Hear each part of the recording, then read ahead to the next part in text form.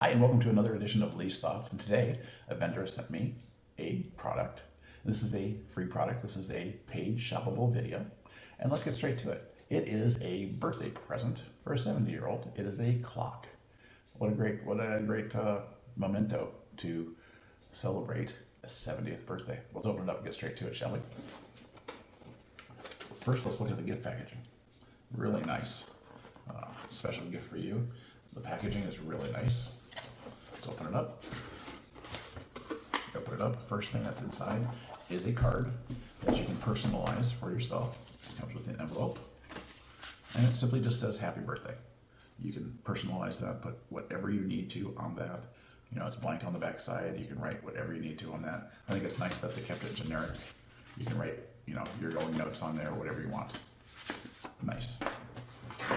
Packaging is nice. You lift the foam, and there is the clock inside. Let's take it out.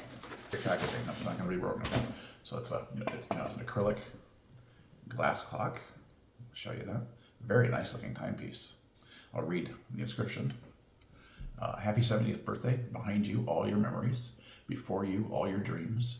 Around you, all who love you. Within you, all you need. Love and happiness. So, there you go.